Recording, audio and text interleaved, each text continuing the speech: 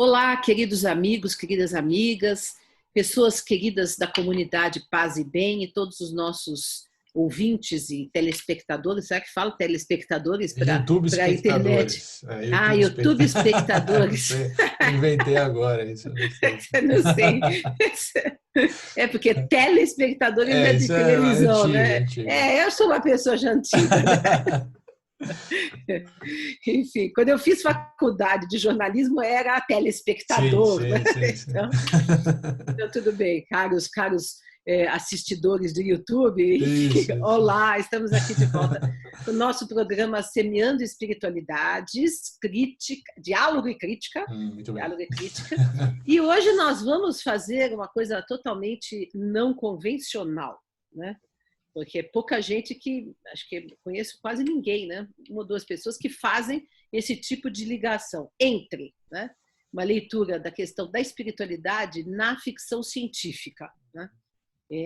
Ligar as duas coisas e ver como é que a questão da espiritualidade permeia a ficção científica. Mas hoje, especificamente, nós poderíamos falar de Claro. várias séries, vários livros, nossa, muitas, né? Tem, por exemplo, o Star Wars, né? Guerra Uhum. nas Estrelas, tem a Força, enfim, toda uma coisa dos Jedi, é toda uma espiritualidade ali, né? Proposta. E outras, né? Tem livros que também têm essa pegada, mas nós vamos falar hoje da minha série preferida, Claro. entre todas, que eu sou uma tracker do Star Trek, Jornada nas Estrelas, né? Que foi assim, que é um fenômeno, né? Um fenômeno de, sei lá, nem sei te explicar, um fenômeno sociológico, É, antropológico, é um né? fenômeno cultural, social Cultural, importante. muito interessante, porque assim, começou na década de 60, né? E até hoje está se produzindo estão se Sim. produzindo coisas da Jornada nas Estrelas. Agora, recentemente, teve uma série do Netflix não, no Prime Video da Amazon, Da né? Amazon, que Da era Amazon, do Picard, né? o Picard, lindíssimo, É, muito maravilhoso. bonito. Teve do Netflix uma outra, Discovery, Discovery, que eu é. não gostei. Eu não gostei. Eu não terminei de assistir porque eu achei muito violento, né? Ainda vai ter mais, o Picard vai ter mais Então. temporadas, a Discovery também. Então. Então, mas vamos começar lá na série antiga, né, na primeira, porque ela foi uma revolução, né, na televisão americana. Apesar de aparentemente no início não ter tido muito sucesso, né? Não teve mesmo. Ela estreou em 1966 e ela foi até Uhum. 1969. Ela teve 3 temporadas, não teve sucesso de público, foi cancelada. É E interessante, depois virou cult. E e depois depois virou virou cult, porque depois nas reprises, aí o público universitário principalmente assistia aquelas reprises e começou a criar uma base de fãs que criou assim uma adoração pela série é, e permitiu depois que te fizessem outras séries derivadas daquele universo, né? daí teve a Next Generation, a nova geração, teve Deep Space Nine, que eu não sei como é que é em português. Acho que é a É, Estação Espacial 9, é. uma coisa assim. Depois teve a A Voyager, Voyager, né?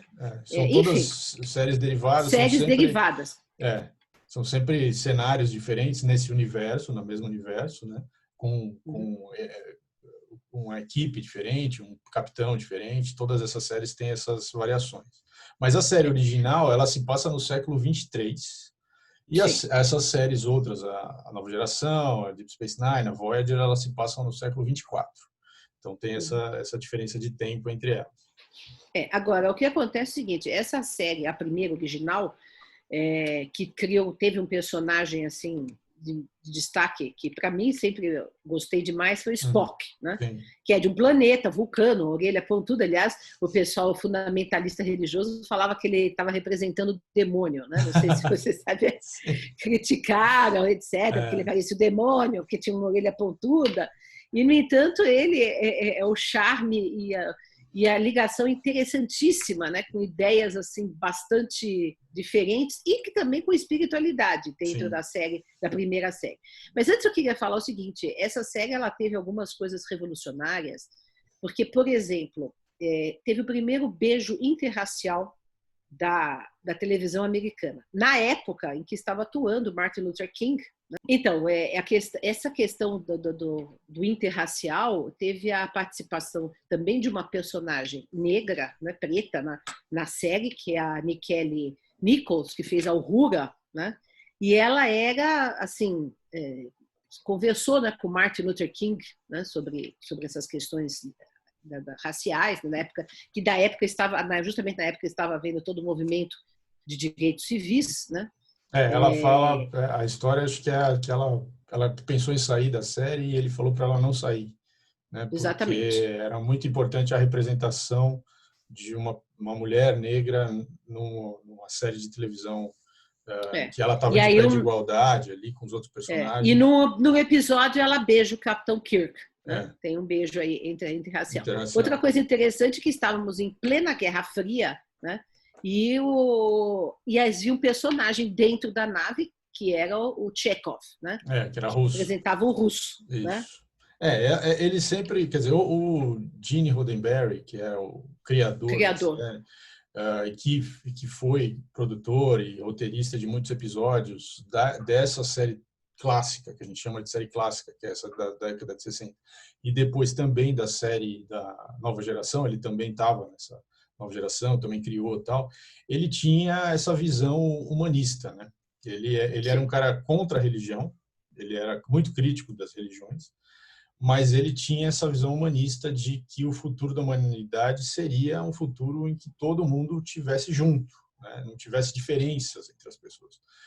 Apesar de ter as diferentes histórias, passados e relações e tal, mas as pessoas se viriam todos como iguais, né? Então essa é a base.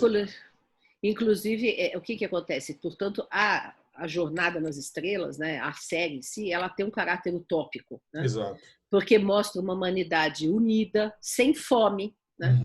Sem dinheiro, sem divisões, né? E que está singrando o espaço, né? Audaciosamente indo onde nenhum homem jamais esteve, para justamente conhecer, né? É uma jornada de conhecimento, Exato. não é uma jornada bélica, né? O tempo inteiro eles falam, nós não estamos em missão bélica de conquista, mas de conhecimento do universo. Então isso é muito bonito, e também o vínculo que existe entre as pessoas ali, né, que é o que também dá essa beleza da série, é que o vínculo entre os tripulantes, né, o médico, o Dr. McCoy, o Kirk, o Spock, que um salva a vida do outro, um dá a vida pelo outro, né? Então todo mundo querendo, assim, salvar os outros com desapego da própria vida, um ato de heroísmo, sempre está semeado, assim, os episódios estão sempre permeados por esse heroísmo, né? Então é uma coisa assim muito, né, que lembra os Três Mosquiteiros, coisa assim, né? Essa é a verdade. Mas é interessante que assim o Roddenberry criou essa utopia, né? Quer dizer, o que é uma utopia? Utopia é quando tudo deu certo. Basicamente, o resumo de uma utopia é isso. Um sonho de uma sociedade uma melhor, né? sociedade, uma sociedade harmônica, né? Que já resolveu as questões, os conflitos, né? Mas logicamente, uma narrativa ela precisa de conflito, né? Então, a ideia de colocar essas pessoas indo para as fronteiras do espaço, encontrando lá nessas fronteiras novas civilizações, que era o objetivo da missão deles, você ia encontrar então várias culturas que Que são ainda bélicas. estavam vivendo não nessa utopia humana, né, mas estariam ainda vivendo antes dessa utopia. E aí eles iam ter aquele olhar de estranhamento, olhar de comparar aquilo com o passado da história humana. Então, funciona como uma metáfora. Muitos dos encontros que eles têm com essas raças alienígenas é uma metáfora sobre a nossa condição, porque essas raças, elas, na verdade, elas mostram aspectos da nossa condição humana agora, para tentar mostrar um olhar de fora, digamos assim, né? Eles, no caso, humanos, vivendo uma utopia, teriam um olhar de fora sobre isso. E isso é muito rico. A ficção científica tem essa característica, né, de ser muitas vezes uma crítica do presente, com um olhar supostamente do futuro ou de outro planeta, né? Então isso é muito interessante porque nos permite esse distanciamento, né, da realidade presente e fazer uma crítica de maneira metafórica, né? É por isso que é tão interessante. Realmente nós temos também, por exemplo, eu me lembrei agora de uma autora que eu gosto muito, da Doris Lessing, que escreveu muita ficção científica, e ela também tinha essa questão de fazer uma crítica do presente a partir da ficção. Né? Sempre então, né? Sempre é. E essa é a beleza da ficção, é o interessante da ficção científica. Exatamente. Agora, a questão, lógico, da espiritualidade também permeia tudo isso. Embora, quer dizer, o Gene Roddenberry coloque, então, uma sociedade humana sem uma religião institucionalizada, né? Isso não significa uma ausência de espiritualidade. Exatamente. Né? E, no caso, por exemplo, os vulcanos, aí, que representados pelo Spock, na primeira série, tem uma espiritualidade interessante, porque eles têm vários rituais, né? E outra coisa, tem toda uma filosofia que é a contenção das emoções, né? Parece às vezes um pouco oriental, né? Um pouco budista, né? Que é tem muita meditação, né? Tem meditação, muita meditação, né? Tem também o desapego aos desejos, né? Dos desejos, né? Então isso lembra um pouco, lembra também um pouco a filosofia estoica, né? Sim. Que é assim a controle das emoções, é da época dos romanos, né? Dali a controle das emoções, a igualdade de ânimo, jamais se deixar afetar pelas coisas, né? Isso é também um pouco estoico, e o Spock tem essa característica, mas a sua filosofia de vida, assim, que é a vulcaniana, ela é o tempo inteiro discutida. Eles também desenvolvem a telepatia, né? Eles têm poderes telepáticos, né? No seguinte, eles fazem a fusão de mentes, né? Então eles conseguem ler a mente, né, do outro, mas também o outro, quando ele lê a mente do outro, o outro consegue também ler a mente dele.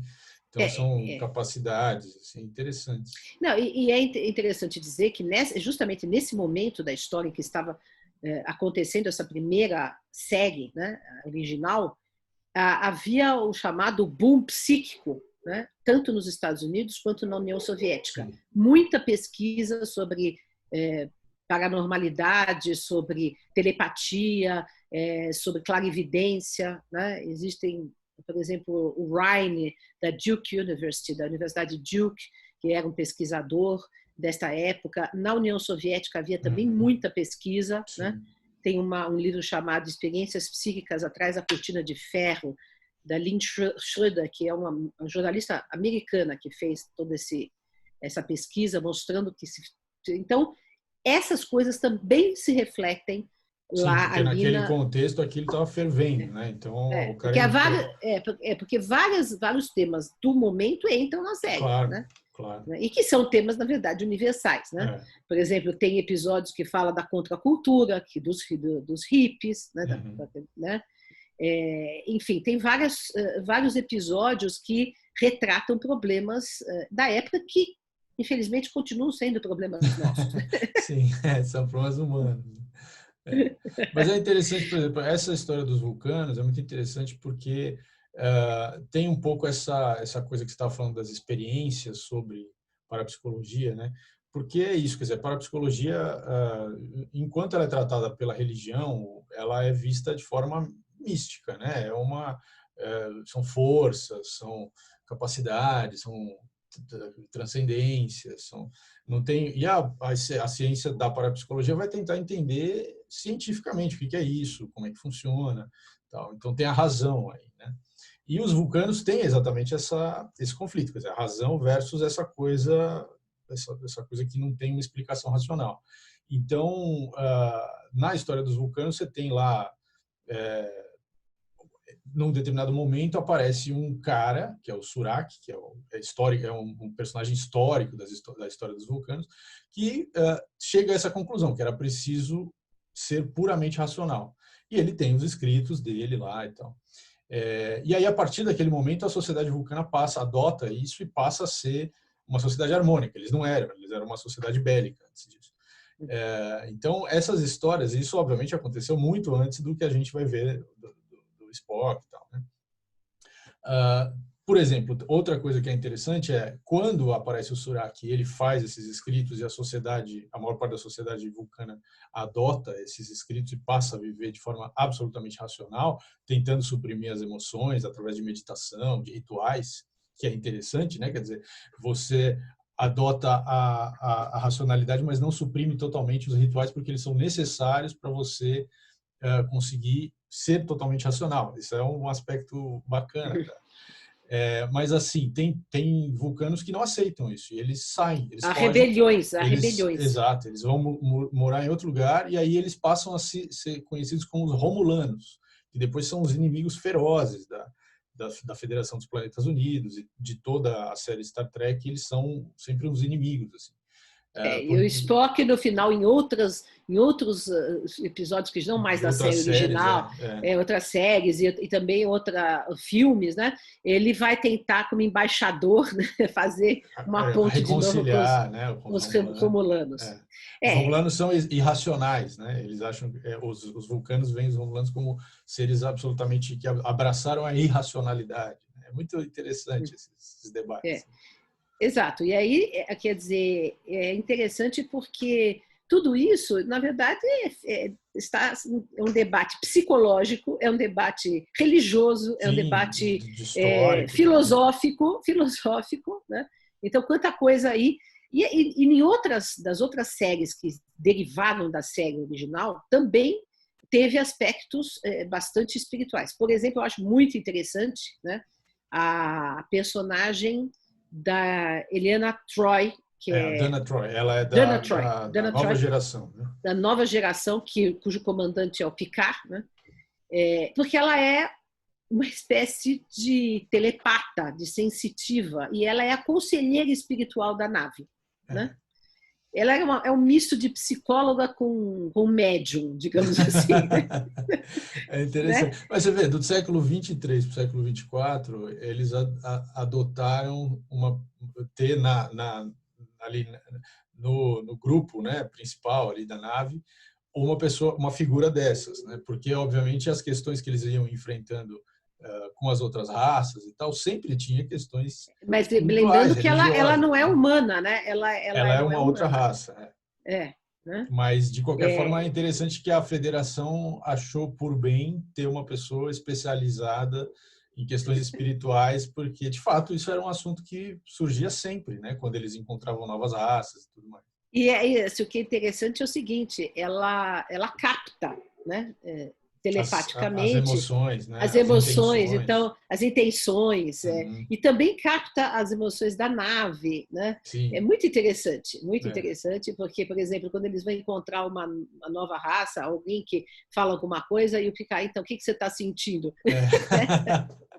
O que você está percebendo, né? A falar, não, é bem intenção, não é, ou não dá para sentir nada, né? A pessoa, então é muito interessante, né? E ela é uma figura muito amorosa, muito calorosa, digamos, a que dá, ela é o feminino, né? O feminino sagrado ali, né? Sim. Porque ela tem muita influência, inclusive sobre o próprio Picard, né? Sem dúvida. O próprio Picard. Então, ela é uma personagem interessantíssima, né? E aí também revela-se a questão da espiritualidade. Na Next Generation, fica também mais claro, é discutido, eu me lembro bem o episódio, você tem um livro interessante sobre isso, Maurício, fala aí, que é sobre economia desse mundo futuro, né? Porque tem um episódio fantástico em que humanos da nossa época, né, são congelados, né? E acordam lá no século 24. Né? E aí, onde é que está meu dinheiro? Eu preciso num banco, tal, não sei o quê. Não, aqui nós não temos mais dinheiro, nós não precisamos mais disso. Mas como? Como que vocês não podem? Então, quer dizer, e aí eles mostram através de 3 ou 4 personagens que estavam congelados e que representam nós, né? Sim. O que nós somos hoje? O que nós somos hoje? Tinha um que só bebia, né? O outro que só vivia atrás de dinheiro, né? E aí eles falam, mas escuta, aqui nós não temos isso, nós estamos... Então é um choque, é um conflito interessante para mostrar como que é como seria essa organização futura, né? Tem esse livro que você estava falando, que é o Treconomics, chama. É do Manu Saadia, que é um historiador, ele é especializado em história da economia, e ele é fã de Star Trek, então ele assistiu Star Trek com esse olhar, né? Então ele olhava as coisas que eram faladas, as situações que apareciam, para tentar entender como que funcionaria a economia naquele universo, né? E como que seria a engenharia reversa disso para os nossos tempos. Quer dizer, como que desse mundo que a gente vive, com esse sistema que a gente tem aqui, como que ele avançaria para chegar no século 23, 24, nesse modelo que é o que se apresenta na série. Claro que, assim, obviamente a série não tem um modelo econômico que foi pensado, desenhado em detalhes, né? O Roddenberry não queria que existisse dinheiro na série, e aí a ideia é que realmente no planeta Terra não existe mais. Nas outras civilizações que eles vão encontrando, você tem várias formas, né, vários modelos econômicos, mas no planeta Terra não existe. E o que ele vai dizer nesse livro é uma coisa interessante, que ele pega alguns exemplos de coisas que a gente já tem hoje e que foram criadas e foram disponibilizadas sem cobrar, para dizer que este é o modelo que no futuro será total. Então, claro que tem algumas coisas na série que ajudam, né? Tipo, eles têm lá um sintetizador que cria qualquer coisa. Então, que maravilha! Qualquer objeto, tal. Então eles uma, digamos assim, um reorganizador de moléculas que quando você define lá, eu quero tomar um café, tal, aí você aperta o botão, ele produz aquele café, a xícara, a colher, para você mexer tudo, assim, e você pega aquilo e tal. Então, que maravilha, não então precisa assim, mais cozinhar. a tal da lógica da escassez versus a lógica da abundância. Nesse caso é a lógica da abundância, né? Você não tem falta de alimento, não tem falta dos objetos, das coisas, né, das tecnologias. Todas as pessoas têm acesso a todas essas coisas sem nenhum custo. Então, um mundo que é assim é uma outra lógica, né? E isso tem, na verdade, isso tem decorrências também na forma como as pessoas enxergam uns aos outros. Por isso que tem relação com a questão da espiritualidade, porque num mundo desses, qual que é o objetivo das pessoas? É uma questão mais de reputação pessoal, quer dizer, você vai fazer um trabalho não para se sustentar, mas para assim, ter um Deixar uma destaque, marca deixar um histórica. legado. Deixar uma marca histórica. E esse trabalho pode ser, na verdade, você pode ter uma vocação ou uma curiosidade para uma coisa específica que não seja ser um capitão de uma nave, porque isso parece que é o ápice, digamos assim, né, pelo que a gente assiste na série. Mas você pode, por exemplo, ficar super intrigado em como é que funciona um sintetizador e ser o cara que vai desenvolver esse sintetizador, avançar ele e tal.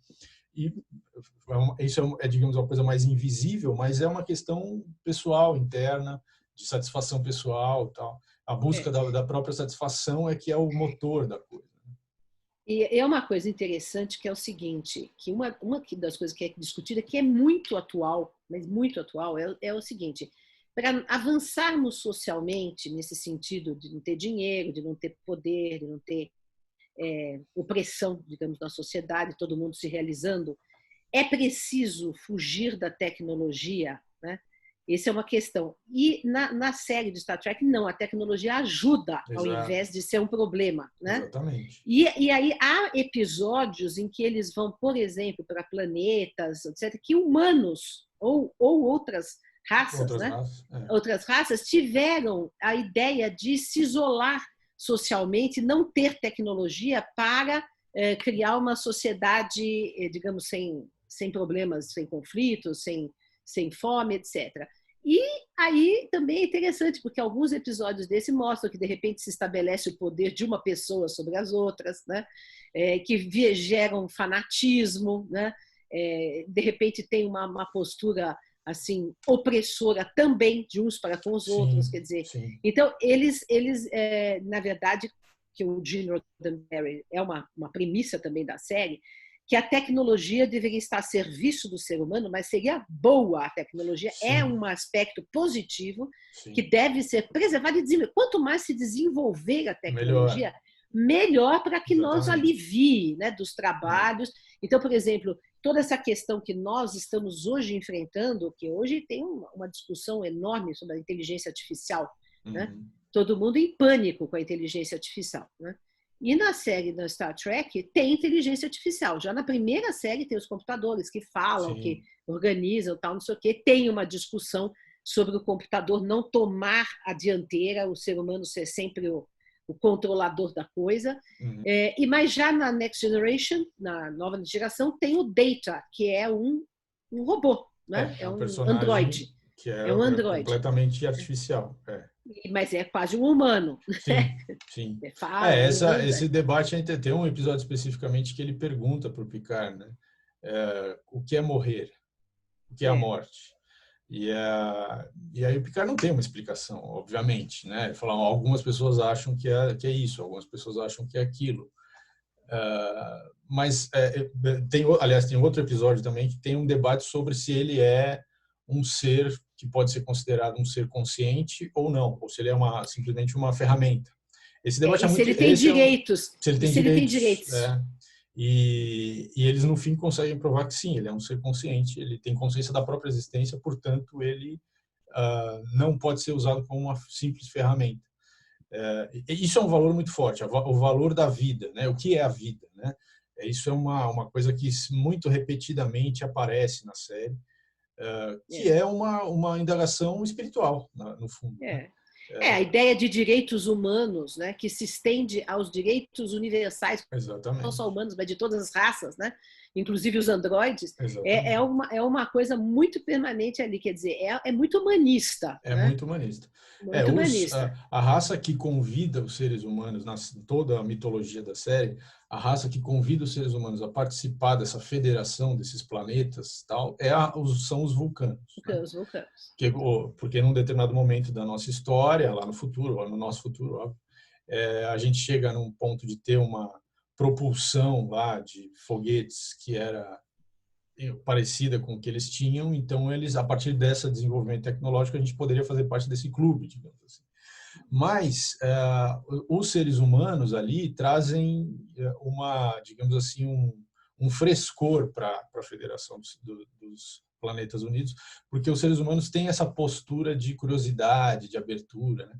Então, por exemplo, os vulcanos têm lá uma doutrina que já tinham isso antes de nos convidarem para participar dessa brincadeira, que é a história da diversidade infinita em combinações infinitas. Eles achavam que o melhor dos mundos era isso, era o máximo de diversidade combinada da forma mais diversa, né, mais Olha infinita que coisa atual e necessária muito hoje na nossa interessante. sociedade, né? Que estamos discutindo racismo, né? Que estamos discutindo a intolerância, né? As questões de gênero e tal. As questões de gênero, veja só, né? Então, você vai somando essas coisas, né?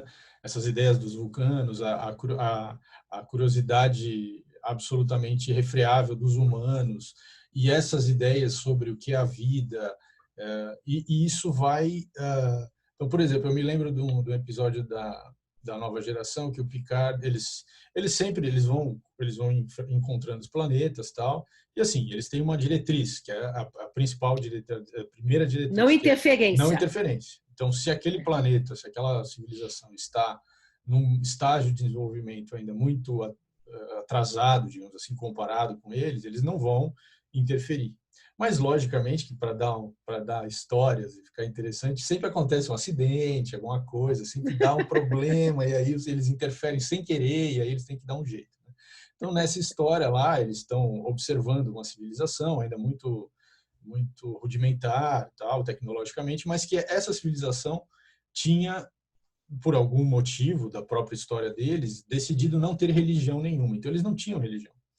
Mas aí um cara lá se machuca, eles levam o cara para a nave lá para ajudar a curar o cara, tal, e ele acaba acordando do sedativo que eles dão para ele, e ele vê a nave, ele vê as pessoas da nave, e ele volta para o planeta dele e ele fala, tem um deus aqui que é um tal Picard, é um deus Picard. E aí ele falou, não, nós precisamos fazer rituais, fazer sacrifícios para o deus Picard. E aí começa a criar uma religião naquela sociedade que não tinha religião. E aí o pessoal da nave falou assim, bom, ferrou, a gente quebrou a primeira diretriz da federação, o que a gente vai fazer?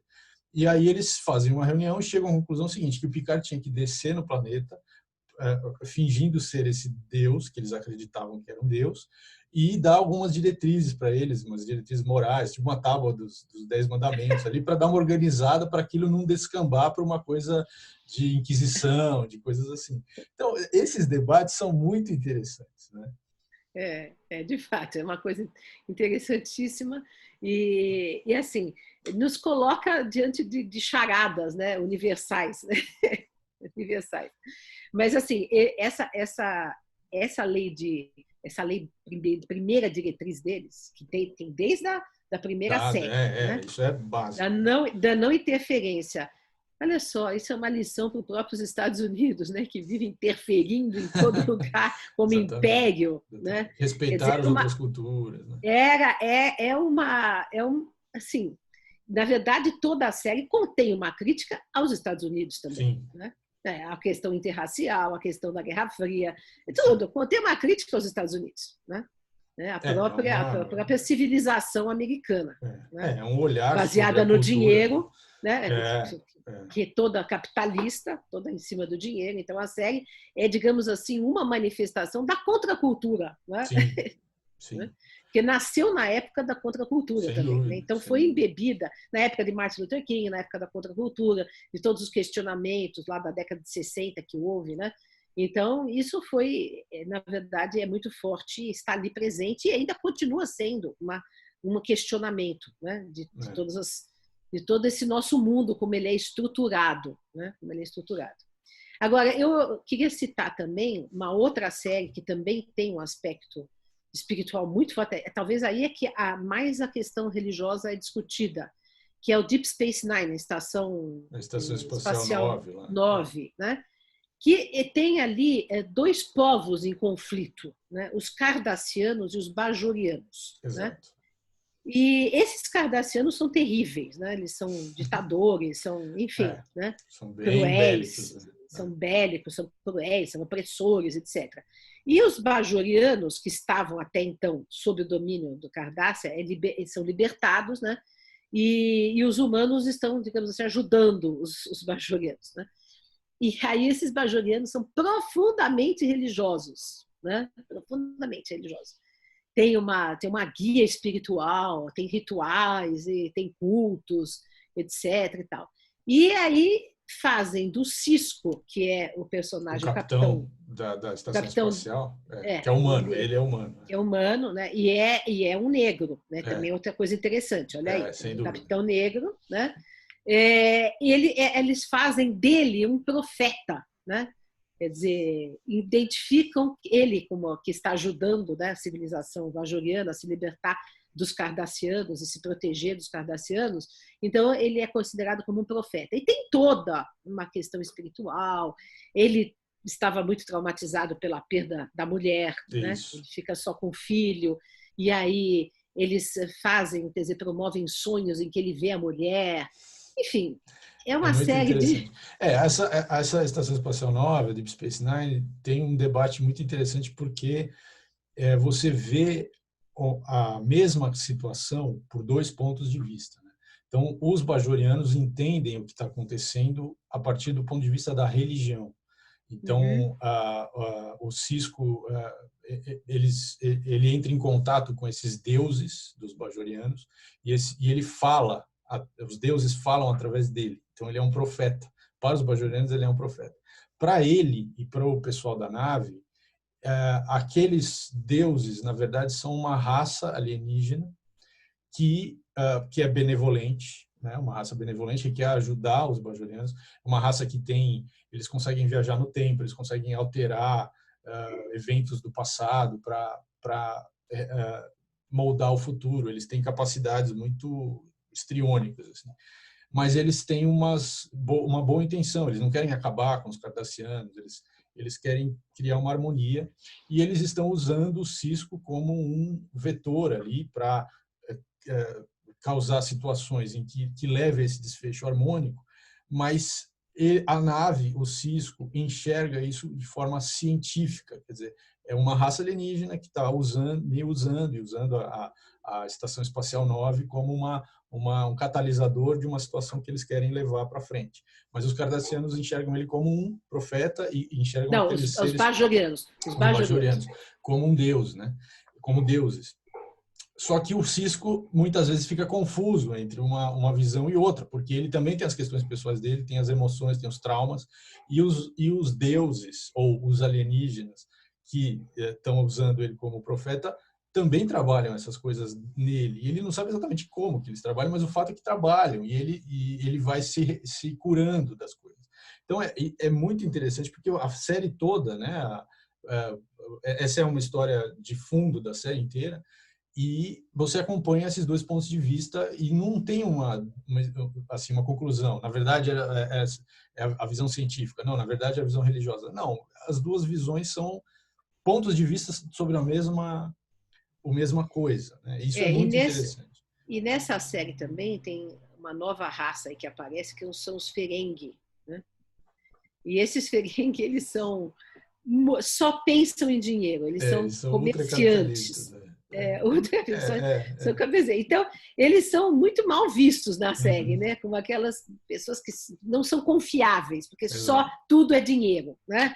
Tudo é dinheiro, não são confiáveis, não tem princípios morais, né? Então, olha só, o que dá para discutir, né, numa ficção científica? É muito interessante. Inclusive, nesse Deep Space Nine, por exemplo, tem a questão do terrorismo religioso, né, porque tem alguns bajorianos que são fanáticos e fazem atos terroristas. Né? Não aceitam que um humano seja um profeta deles. Tem tudo não, isso. E não aceitam também a escola, porque tem uma escola na nave. Esse episódio da escola é muito bom. Esse é muito bom, muito atual, porque acontece o seguinte, é uma japonesa, né, que ela agora não me lembro o nome dela, mas ela é a professora da escola da nave, e na escola tem gente de todas as raças. E de diferentes religiões, né? De diferentes religiões, tem humanos, tem ferengues, tem bajorianos, tal, então tem várias raças. Tem tudo. Tem tudo. E aí o que ela faz? Ela dá um ensino supra, não está fazendo uma religião, um ensino confessional, está dando um ensino científico e tal. E os bajorianos, alguns fanáticos, acham que ela está doutrinando, né? Contra a religião. Olha só que coisa atual, gente. Escola sem partido. Né? Esses bajorianos fanáticos eram partidários de uma escola sem partido, quer dizer, confessional para eles. Né?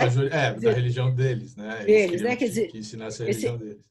E que não desse ciência, porque ciência desmontava as religiões. Né? Então, vejam, olha só que discussão fantástica. E eles cometem, inclusive, um ato terrorista, né? Sim, contra a escola. Para tentar acabar com a escola. Olha só, né? Briga entre judeus e palestinos no mundo contemporâneo. Né? Eles espelham tudo isso na série. Né?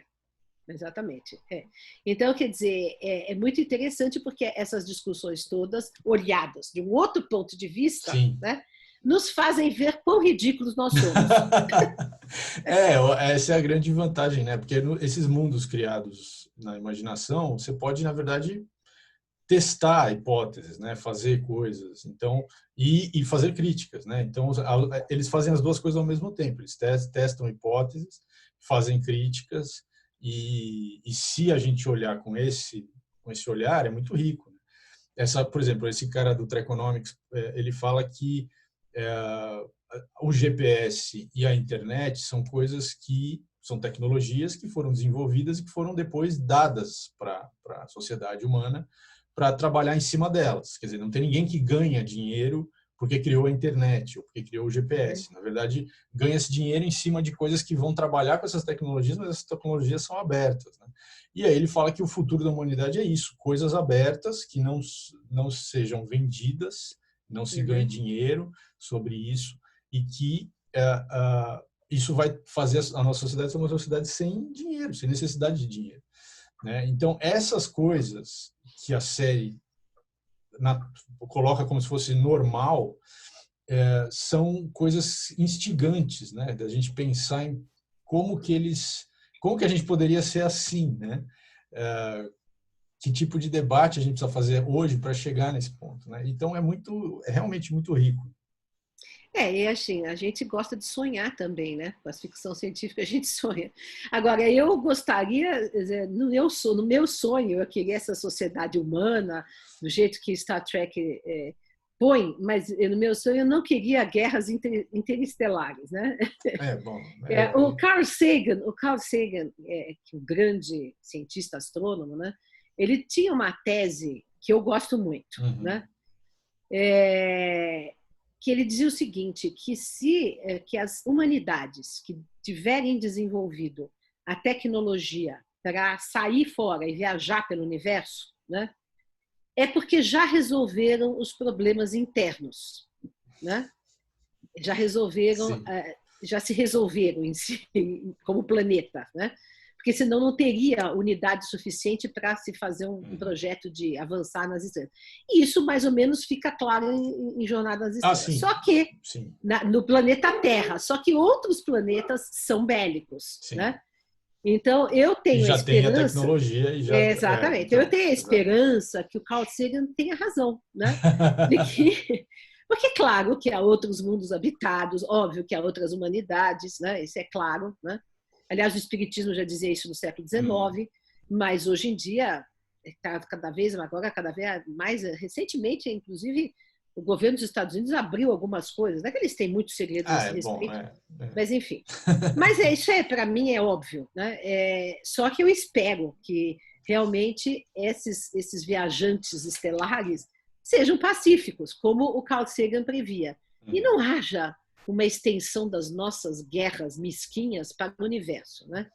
Por isso que eu sempre fui um pouco reticente no Star Wars, né, na Guerra das Estrelas, porque é em cima da guerra, né? Embora no Star Trek também tenha guerra, e cada vez avance mais nas séries, mais guerra tem, né? Porque, claro, né, o pessoal gosta de guerra e acha que sem guerra não dá para fazer. Entretenimento. Exatamente. Sem guerra para o ser humano não dá para fazer série nenhuma, né? Série nenhuma. Mas, enfim, eu, como pacifista, espero que a paz seja terrena e universal, né? Espero que seja isso. Que o Carl Sagan tenha razão, né, nesse sentido aí. Né? O único problema dessa fala do Carl Sagan, que eu concordo totalmente, eu acho muito bonita, acho que faz todo sentido, é que o outro lado da moeda é que assim as civilizações que não desenvolveram essa tecnologia é porque elas se destruíram. Né? Então, elas não desenvolveram, na verdade não é que elas não desenvolveram, elas se destruíram internamente, numa guerra interna, e se extinguiram. Né? E nós estamos, na verdade, agora à beira desse risco. Nós estamos naquela linha em que a gente vai decidir se a gente vai para um lado ou vai para o outro. Né? Mas como eu sou uma pessoa religiosa, né, espiritual, né, eu acho que tem alguma coisa zelando por nós, para que não aconteça o pior, né? Espero. Né? Então, quer dizer, estamos aí militando pela paz, pelo pacifismo, mas espero que isso seja universal e interestelar. E eu sempre digo, numa brincadeira, mas que no fundo é o que eu desejo,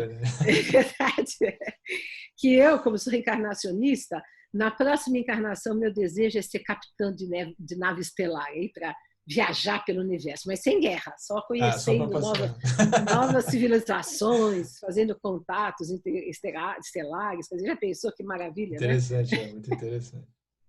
Então é isso aí, acho que nós já chegamos ao nosso tempo, não é, Maurício? Já estamos avançados aqui no tempo. Então tá bom. Então ficamos por aqui hoje, espero que tenham gostado dessa nossa viagem, né? Foi literalmente uma viagem, mas uma viagem na science fiction, na ficção científica, e permaneçam conosco nos nossos próximos episódios. É isso aí. Bom, vida longa e próspera, porque não podia... vida longa e próspera. Um abraço para todo mundo. Tchau, pessoal. Um abraço.